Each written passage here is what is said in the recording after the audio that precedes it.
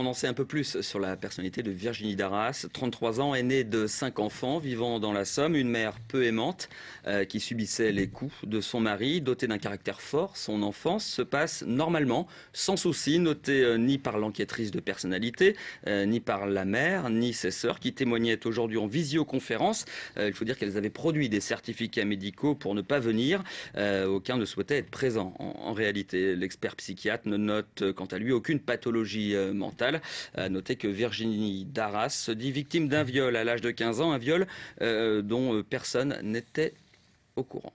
Alors, la question du couple Éric Sabatier et Virginie Darras a-t-elle été évoquée? Oui, elle a effectivement été évoquée. La rencontre avec Éric Sabatier se passe alors que Virginie Darras allait se marier avec son compagnon de l'époque. Elle avait eu un enfant avec lui, Adrien. Ils partent tous les deux avec Éric Sabatier vivre et se marient rapidement. Virginie Darras est alors enceinte de Marina.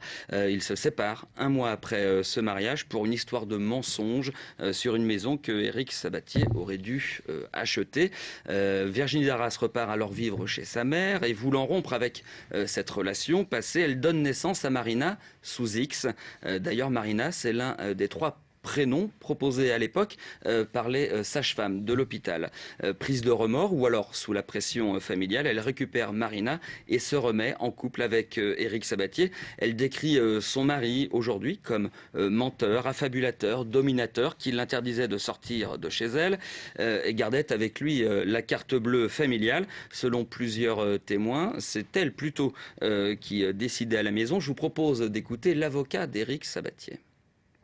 Si vous regardez la vie de couple de Madame Darras, que ce soit avec son premier mari, enfin sa première relation sérieuse, avec Monsieur Sabatier, et puis avec Monsieur Cinsault, on s'aperçoit quand même que c'est elle qui mène la danse. Je veux dire, c'est elle qui désigne l'endroit où on va vivre, et puis elle peut faire venir son ancien compagnon, avoir des relations diverses, être très jalouse.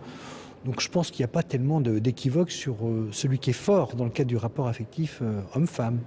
Et oui, Éric Sabatier parle de la jalousie de sa femme, des nombreuses crises d'hystérie qu'il a vécues à ses côtés, de son infidélité aussi, vous l'avez entendu par son avocat, elle l'obligeait à accepter ses amants. Alors, quelle relation, entretient-elle avec sa fille, Marina? Alors on commence à percevoir que très tôt, Marina n'est pas considérée comme son demi-frère, Adrien par exemple. Elle n'a pas le droit à un dessert, à part en demandant l'autorisation, alors qu'Adrien, lui, peut se servir tout seul dans le frigo de la maison. Marina, qui a passé un mois chez sa grand-mère en 2005 et qui, au moment de rentrer chez ses parents, lui dit « Maman est méchante, elle est vilaine ».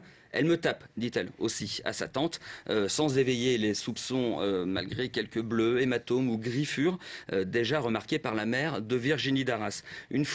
Une fois seulement, la famille de l'accusé s'est inquiétée.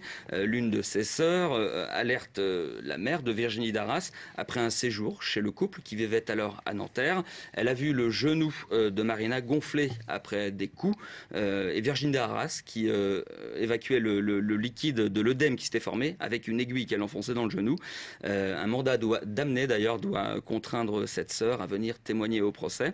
Alors après cette alerte, la mère appelle le numéro d'urgence de l'enfance maltraitée et à l'autre bout du fil, on ne la croit pas car elle aurait inventé toute cette histoire pour se rapprocher de ses petits-enfants. Toujours est-il que Virginie Darras s'est coupée peu à peu de sa famille. Elle n'avait plus de relation avec eux depuis 2004-2005.